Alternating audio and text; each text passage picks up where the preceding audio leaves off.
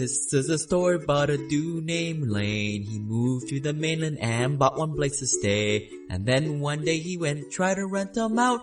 And then he became one real investor man. Hey everybody, Lane with Simple Passive Cashflow Podcast here. Make sure you go to the website, sign up for the investor club at SimplePassiveCashflow.com/club. And also check out all the videos we have on the YouTube channel.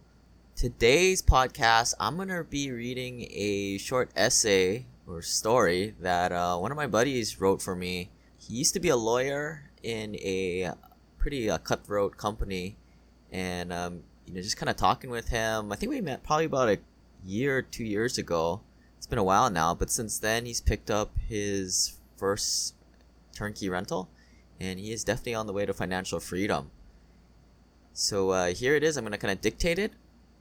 And here we go.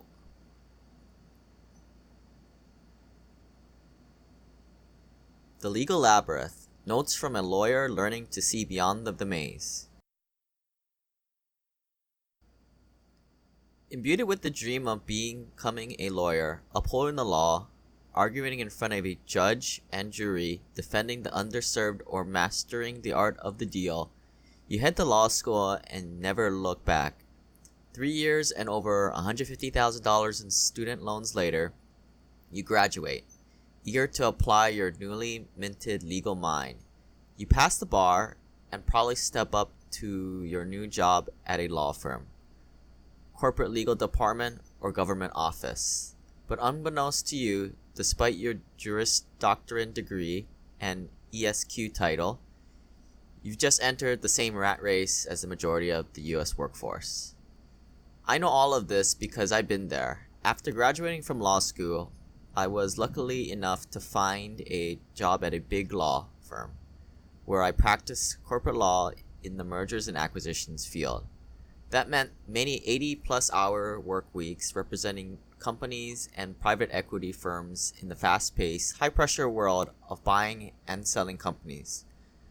My colleagues in litigation practices were subject to less ups and downs, but we're still regularly cranking out 60-plus hour work weeks under intense deadlines and filings. We all got there by employing the same mentality we used all throughout our lives. Work hard, perform well to achieve the goal at hand, and collect affable accolades. What I realized when I got to the top of the legal profession, however, the view wasn't very pretty. The golden ticket. Landing a job at a top-ranked big law firm at first appears to be a golden ticket to higher compensation, benefits, opportunities, and ultimately a better life. Big law firms were seen as the most prestigious in the legal world for handling the most complex work and servicing even more illustrious clients, big pharma, tech giants, and oil companies. The associates and partners are paid top dollar in return for their expertise, ability, and availability. For instance, right out of law school in 2018, a big first-year big law associate is paid $190,000 as base salary and is eligible for a $15,000 annual bonus.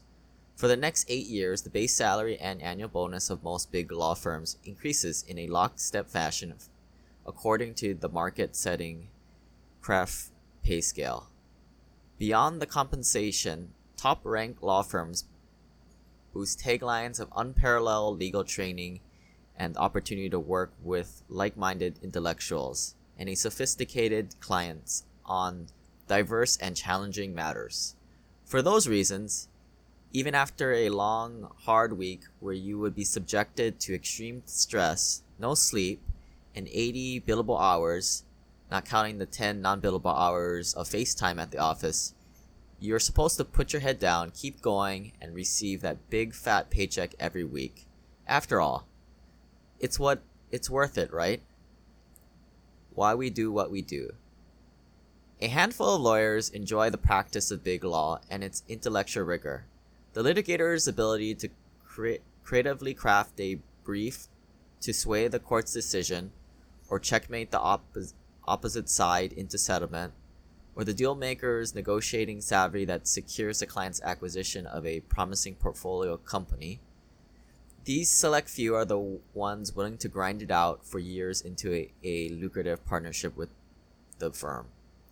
But the vast majority of big law attorneys are young professionals who admit they are not particularly interested in partnership and are only looking to gain some experience and training to parlay into in-house position in a company's legal department or a smaller firm, where they will take a substantial pay cut in return for a more balanced lifestyle. Nearly all big law attorneys share one thing in common: a $150,000 plus student loan burden that makes a high-paying, six-figure job that much more appetizing.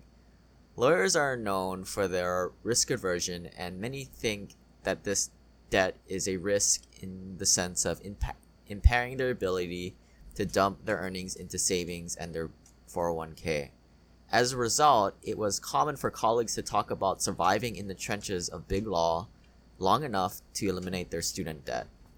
Finally, there is the phenomenon of the golden handcuffs. Law firms' associates get used to the high income and adjust their lifestyles accordingly. As a result, they believe themselves to be stuck in their jobs. Of course, they don't realize all the way how much money they are wasting to make themselves happy, buying the nice watches, a few bottles of wine each week to unwind at a fancy dinner, the new car, and that they are holding the keys to the handcuffs that keep them at their job and lavish lifestyles. At what cost? Time equals money. Being a lawyer at a firm is the epitome of trading time for money. Your working life, and therefore the majority of life, become ruled by the billable hour, and you start to see your life measured in quarter-hour increments. Associates are expected to maintain certain billable hours, i.e., hours actually billed on client matters. In order to be eligible to receive the annual bonus, the billable hour as a metric, your value as an attorney is measured by how productive you are and how efficiently and precisely you can churn out work product per hour. These billable hours are the firm's source of revenue, and it is not uncommon to have a billable hour requirement of 2,000 hours per year. 2,000 hours equates to roughly 40-hour work week. Not bad, right? But that does not include lunch, bathroom, and water breaks, and any minute away from your desk chatting with a friend or asking your secretary to file away old matters. It was not uncommon to work a 9 a.m. to 8 p.m. workday, only to see my billable time for that day clocked in at a measly 7 hours. Sometimes, there was not enough work to support that, and during these slow times, it was not uncommon to bill 4 hours or less, even though I was in the office the entire day. Finally, not having steady workflow meant oftentimes getting reacquainted with matters that you did not have seen for 3 weeks or so, and feeling pressured into writing off the first hour you spent getting your bearings, as to not look slow or inefficient. This billing pressure, having partners pressure you into billing more hours to pad their pockets, but also to be conscious about keeping the client's bill down to create the image of efficiency, takes a toll on associates and even partners. Even at the most elite firms, the most senior partners who have worked 60 to 80-hour weeks for over 20 years earn at most in the low 7 figures. Unless you are the plaintiff attorney taking down big tobacco or pharma, there is no such thing as the sky is the limit in the legal profession. Serving two masters. Associates working at a law firm really have two clients: the partners they are working for and the clients whom the work is working for. Both partners and clients expect the associates to be available at hours of the day 24/7. For instance, a client could email regarding the emergency before the break of dawn, before the associate is expected to give a timely response within the hour. Similarly, a partner could give an associate an assignment before he heads home for the day and expect to see the work product before the next morning. There are no boundaries to when partners and clients can expect an associate to work. It is even more frustrating when you realize the client bossing you and your partner around is a 20-year-old who stepped into his current gig after working at an investment bank for 2 years after undergrad. He's the one who dictates your weekend plans by needing an update on the deal memo and other docs immediately, so he can let his boss know that his trip to Vegas won't be disturbed since the lawyers will be still turning drafts all weekend. A thankless profession.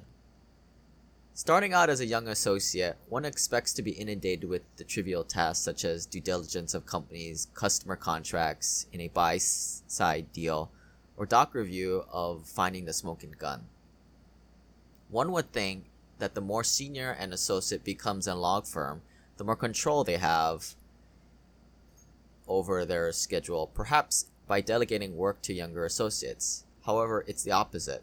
The more senior an associate, the more responsibilities he or she will have, and oftentimes it's too complex of a matter to delegate to younger associates. Partners' responsibilities and commitments between doing the work for multiple important clients to business development, which does not count toward their own billable hour requirements, have it even worse, and are often working earlier in the morning and late into the night. One particular memory I have from my time working in big law was a conversation I had with a partner on the eve of a transaction's closing. It was about 3 a.m. Friday morning, at the end of the week of late nights, and we were leaving to get a couple hours of sleep before an 8 a.m. closing call.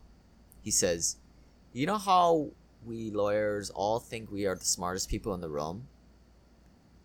How when a business guy says something way off, we roll our eyes and figure we'll have to get it right in the contract and negotiation. Well, we're actually the stupid ones. We're in the wrong professional." The business guy went to bed early, fully expecting that we get this all done. He's getting paid big tomorrow morning and may not ever have to work again. And we're here until 3 in the morning, and all we will get is a thank you and a bottle of wine at best. But if we mess it up, we're going to have a lot to lose. And this only one of the 3 deals I have closing tomorrow. That conversation stuck with me. Granted, he'll get a share of the legal bill for the deal, but here was this well-respected, well-paid partner in his late 40s admitting to me that he made a career and lifestyle mistake. He was out of shape and always looked stressed out. The worst part was that he was sticking to this career with no end in sight because his attitude was that he made his bed and he just has to lay in it. I knew definitely that I never wanted to be like him. At the peak of my career, telling a younger colleague that someone else out there was living the dream while I was toiling away, trading my time for money. Life on the run. Because associates are expected to be available 24/7 and to meet the billable hour requirements as mentioned above, it is nearly impossible to find work-life balance. It was normal for associates to be working in their office late into the night every day and on weekends and holidays. I used to joke with my colleagues that, of course, it'll be on a Monday, it's Labor Day after all. Clients take to their holidays, which meant that you would often be stuck with something as they head out the door. Your exercise and eating habits also fall by the wayside. And even when I was able to drag myself to the gym on mornings with only 6 hours of sleep, there was always the stress. Some of my friends refused to wake up for the gym because that meant an hour of consciousness where you could be subject to an email that would ruin your day.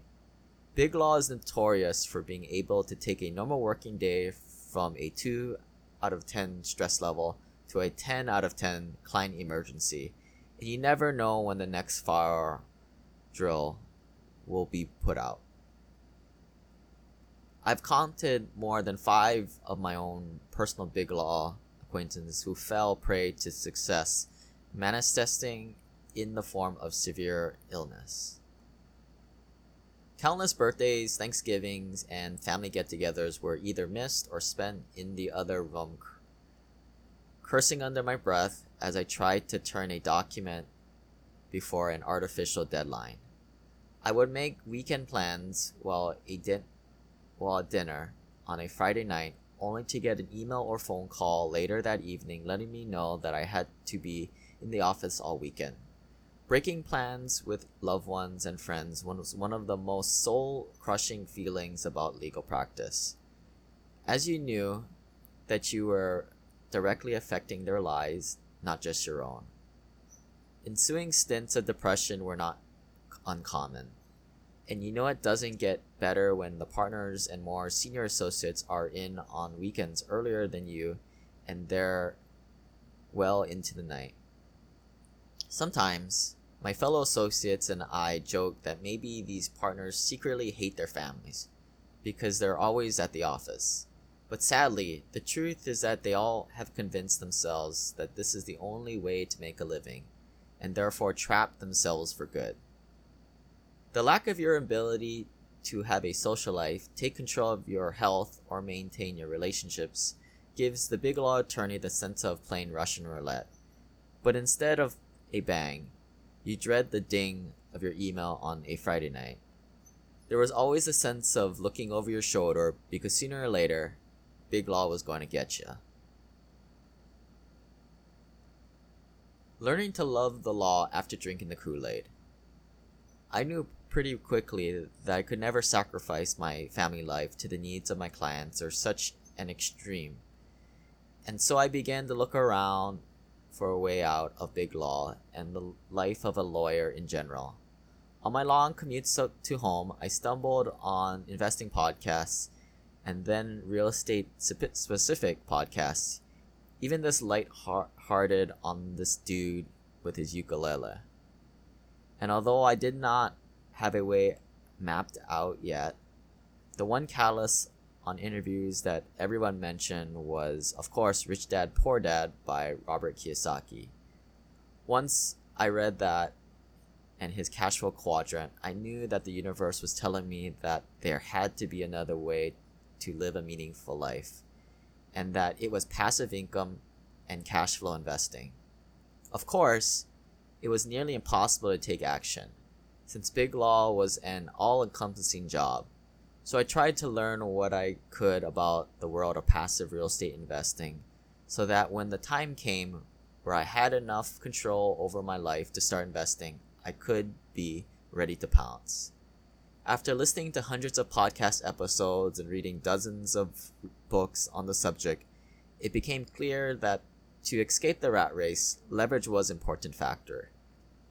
Not just in sense of using debt to acquire cash flowing properties, but leveraging your time and your talents.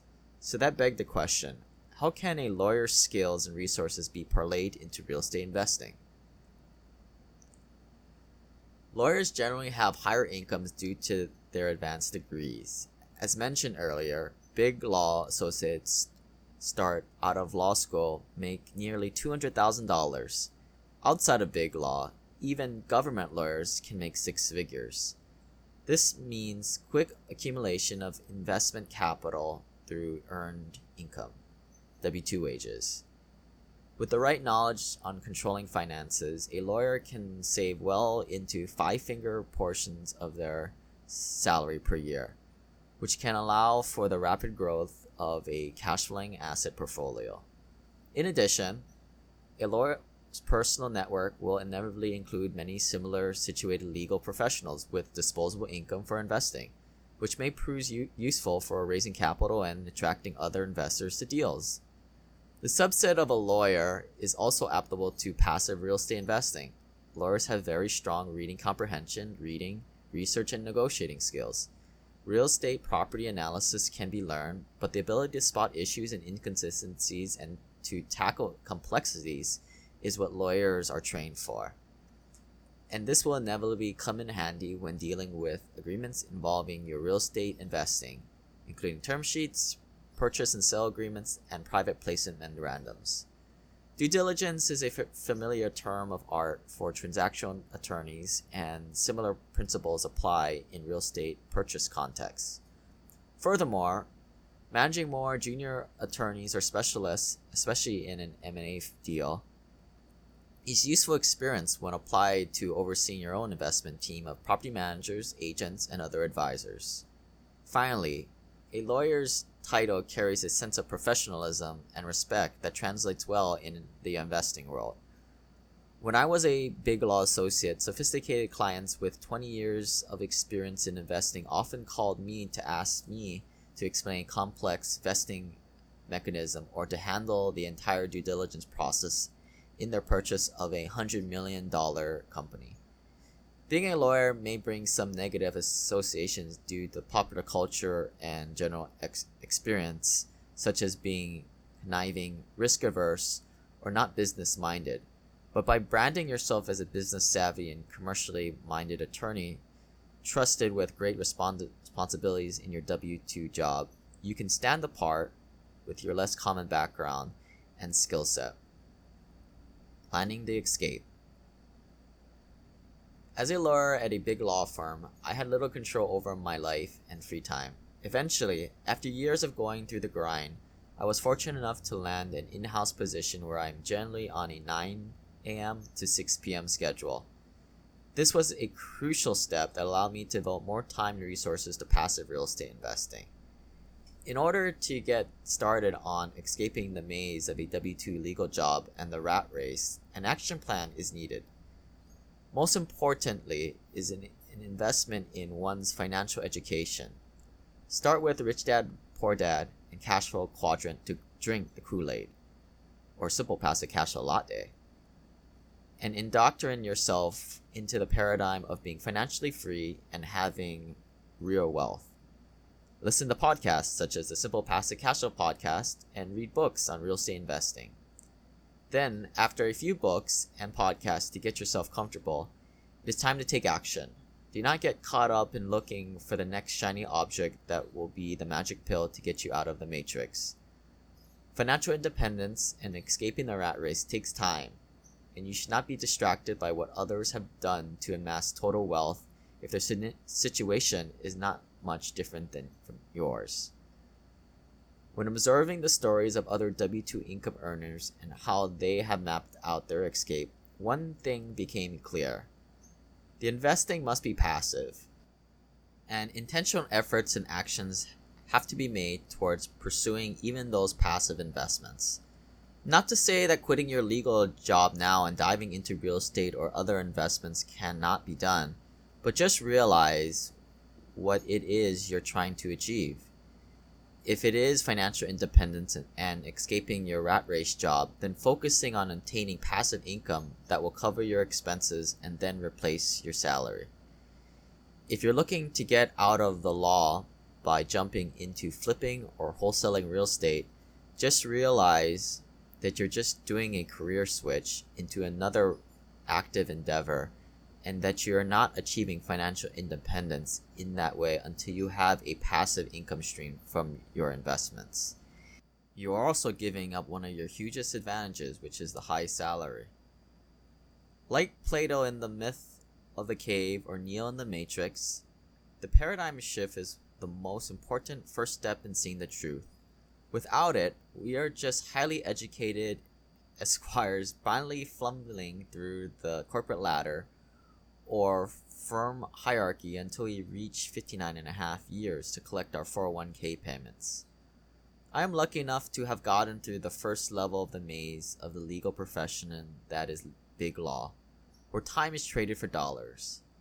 I am now on the way in the second level, where the only way out is the accumulation of passive income. Many tell me that once I free myself from the day job or need to collect a paycheck, I will begin to ponder what else to do with my time and find difficulty to find fulfillment after. Well, as my mentor Kawaoka tells me, that's a first world problem.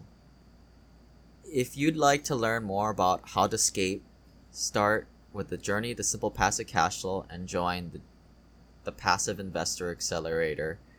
Learn more at SimplePassiveCashflow.com/journey. Thanks.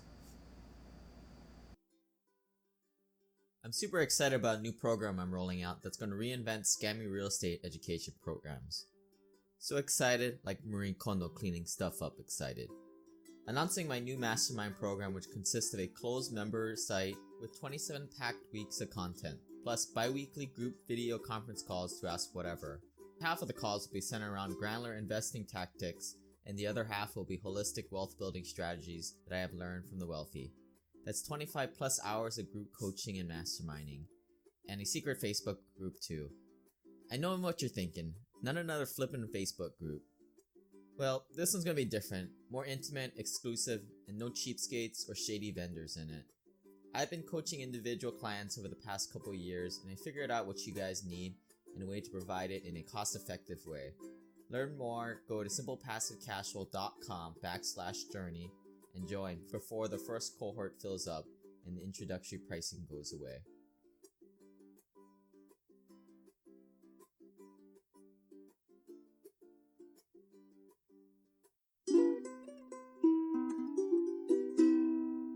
This website offers very general information concerning real estate for investment purposes. Every investor's situation is unique. Always seek the services of licensed third-party appraisers and inspectors to verify the value and condition of any property you intend to purchase. Use the services of professional title and escrow companies and licensed tax, investment, and or legal advisor before relying on any information contained herein. Information is not guaranteed, as in every investment there is risk. The content found here is just my opinion, and things change, and I reserve the right to change my mind. Above all else, do your own analysis and think for yourself, because in the end, you are the only person who is going to look out for your best interests.